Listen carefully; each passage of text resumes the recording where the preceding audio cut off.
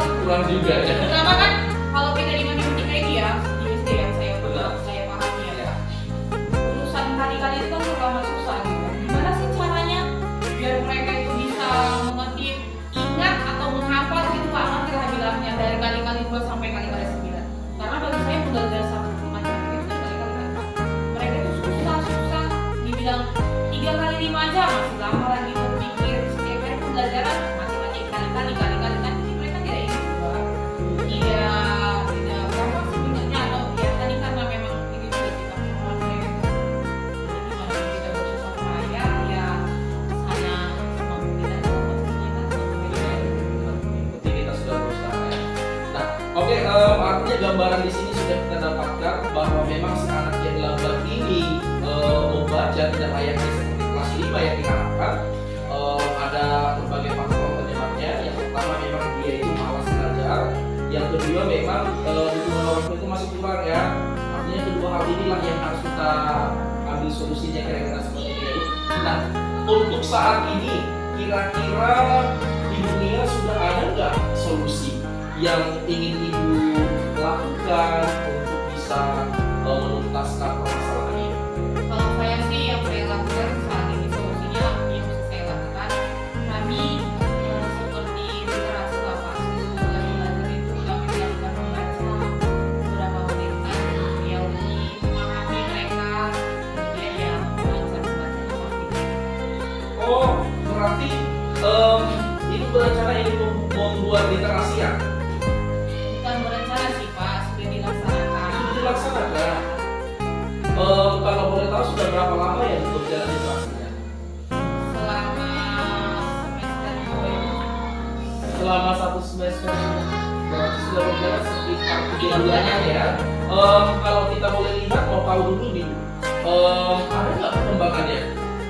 Perkembangannya sudah mulai kelihatan dikit sih, dia sudah tidak terlalu mengejar lagi di dalam hatinya. Iya. Cuma terkadang masih salah lah, apalagi kan ada kata-kata yang sulit gitu kan Pak. Ya pasti ya susah lah, nggak sesuai atau nyeripet-nyeripet gitu loh bahasanya. Bahasa ininya nyeripet-nyeripet Iya, iya. gitu lah. Iya, oh jadi seperti itu. Kira-kira ada hal lain nggak yang ingin diterapkan di sekolah itu supaya memang bisa memacu mereka selain dari literasi tadi? Sementara sih saya juga yang melakukan itu Pak, selain karena keterbatasan media yang ada di sekolah juga kan. Itu yang bisa kami lakukan. Kira-kira dalam persenan nih ya, dalam persenan dari 1 bahkan sampai 100% itu, literasi yang ibu buat ini kira-kira berapa besar pendukungnya untuk mereka bisa membaca layaknya kelas 5? Berapa persen gimana? Kalau saya sih berharapnya 100%. Nah, Tapi di dalam kenyataannya sekarang yang masih berjalan selama 3 bulanan, paling sih masih 30%. 30% atau gitu lah Pak. Karena ya gimana lah. tapi yang pasti mereka sudah ada perubahan Bu ya. Hal itu sangat membuat kita makin semangat juga ya, meskipun Ada sih sedikit kepuasan dengan yang kita meskipun hanya 30% ya. Luar biasa memang ya, luar biasa. Terus ini Bu, tadi kan kita sudah mengatakan ada literasi nih. Nah, berbicara tentang orang tua yang tadi, ada solusi nggak untuk ini kira-kira kedepannya ibu membuat kayak mana? Kalau saya sih maunya atau niat itu ya dilakukan pertemuan. Wah, Kalau bisa sih bukan hanya buat anak kelas 5, keseluruhan sekolah gitu kan. Ya tujuannya ya kita menyampaikan gimana perkembangan anak sebenarnya sih. Kalau perkembangan anak itu kalau apalagi nilainya pasti terlihat kan Pak dari setiap semesternya dari Ya. rapot yang mereka terima kan. Cuman kan ya gimana biar lebih apa lah ya lebih intens lagi lah bicara kan dari hati ke hati dengan orang tua. Kita juga kan pengen anak mereka itu jadi seperti apa yang mereka inginkan gitu kan. Pasti nggak ada orang tua yang pengen anaknya bodoh. Jadi ya kita mohon kita kerjasama gitu sih niat saya buat ketemu dengan orang tua. ya. Rancangan ibu itu sungguh bagus. Ada niat yang seperti itu, tapi menurut saya sih sangat bagus gitu. Nah, kira-kira kapan ibu akan merealisasikan hal tersebut? Yang pastinya saya akan berkomunikasi dan berkomunikasi sama ibu dengan kepala sekolah dengan ibu yang baru. Atau saya sendiri kan nanti ya gimana kan ada teman-teman pejabat yang lain itu mereka punya kesulitan dan punya solusi atau yang lain. Ya, berarti ibu harus minta bantuan juga sih dari kepala sekolah, minta dukungan juga dari mereka ya. Artinya memang ya tidak hanya ibu sendiri gitu ya. Oke, kira-kira seandainya hal ini akan kita lakukan, kapan langkah awal yang akan ibu mulai untuk meminta dukungan dari kepala sekolah? Apakah memang tahun depan atau semester depan atau bulan depan atau memang secepatnya gitu? Kalau saya secepatnya kan gini, saya lebih bagus bicara secepatnya di kepala sekolah karena saya berniat pada saat pembagian rapor semester 2 ini saya kepala sekolah, biarkan orang tua yang mengajar apa itu. Dan pada saat itulah kita berbicara dengan orang tua. Itu sih kalau yang saya pastikan kembali lagi kita hanya bawa ke sekolah. Keputusan Wah, luar biasa sekali memang dunia. Saya sangat kagum dengan kriteria-kriteria yang ingin disampaikan. Namun sebelumnya itu, saya mau tanya nih, semuanya itu kan memang betul sesuai dengan apa yang dikatakan, bahwa ibu memang tidak akan bisa berjalan sendiri nih. Dukungan-dukungan siapa yang ibu harapkan untuk bisa membantu anak murid kita itu bisa cepat perubahannya, pengaruhnya gitu. Kira-kira dukungan-dukungan siapa ya? Ya, yang pastinya kan tadi orang tua. Kemudian di sekolah ya dari kepala sekolah misalnya dengan dukungan memberikan fasilitas, dengan memberikan buku-buku untuk literasi kan Pak.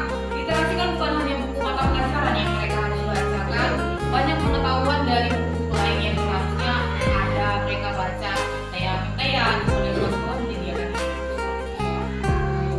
Tapi keren dari kepala sekolah kita juga menyediakan fasilitas seperti itu ya Bu ya. Kemudian dari rekan guru, Dan ya gimana ya, kita sih pengennya apalagi mereka punya masalah yang sama seperti kita gitu kan. Pastinya mungkin bukan pastinya sih mungkin ada juga siswa dari rekan guru itu yang tidak bisa membaca gitu kan. Kita sama-sama melakukan, bisa dibilang gimana ya Pak? Dibilang privat sih nggak terlalu privat lah. Misalnya waktu istirahat kita kasih waktu kita 5 menit untuk fokus kepada siswa yang satu itu, seperti itu sama-sama dengan rekan guru yang punya masalah yang sama itu. luar biasa sekali. Ditambah dengan dukungan orang tua mereka ya. Luar biasa sekali. Kemudian saya sangat salut dengan indikator-indikator yang sudah Ibu sebutkan tadi. Saya bisa mengharap apa yang terjadi di 2000 Ibu terhadap siswa Ibu bisa berjalan dengan baik. Dan saya memang yakin Ibu, kalau misalnya Ibu sudah melakukan hal sesuai dengan yang Ibu katakan tadi, pasti nih akan ada terjadi pergerakan. Tidak 30% lagi ya, sesuai dengan harapan kita 100% ya. Kalau memang semua ada dukungan, ada fasilitas, ada semuanya, wow luar biasa sekali. Ide Ibu sungguh membuat saya menjadi seorang guru yang harus berinovatif gitu. Seperti yang Ibu katakan tadi, menggugah hati saya untuk bisa melakukan seperti apa yang Ibu katakan. Jadi terima kasih Ibu untuk pertemuan kita saat ini. Terus ini saya mau tanya dulu, kira-kira setelah kita melakukan coaching hari ini, ada nggak sesuatu hal yang bermakna yang Ibu ambil dari pertemuan ini? Ada sih, terutama kan seperti ini kita bisa saling sharing. Benar. Kita bisa saling sharing. Mungkin kan pengalaman Bapak juga ada seperti ini, Bapak kasih motivasi kepada saya atau gimana ya, melakukan cara seperti itu kan. Jadinya juga lebihnya ke gimana ya Pak? Saya merasa dia ini siswa ini bukan hanya menjadi beban saya saja, karena Bapak selaku rekan guru saya, rekan guru sudah mengerti apa masalah saya, dan mudah-mudahan saya berharap ya Bapak juga bisa membantu demi tercapainya apa yang kita inginkan, terutama di sekolah kita ini menjadi lebih baik. Berarti coaching kita kali ini bermanfaat banget ya Ibu? Iya Pak, Sangat bermanfaat. sangat bermanfaat. Wah, terima kasih. Saya juga berharap kita boleh bekerja sama-sama untuk mengembangkan sekolah kita, mengembangkan siswa kita yang pasti sekolah kita ini menjadi yang terbaik. Oke Bu Nia, terima kasih atas waktunya Bu Nia. Sukses ke depannya. Terima kasih. Baik, begitulah pelaksanaan coaching sebagai penilaian supervisi kelas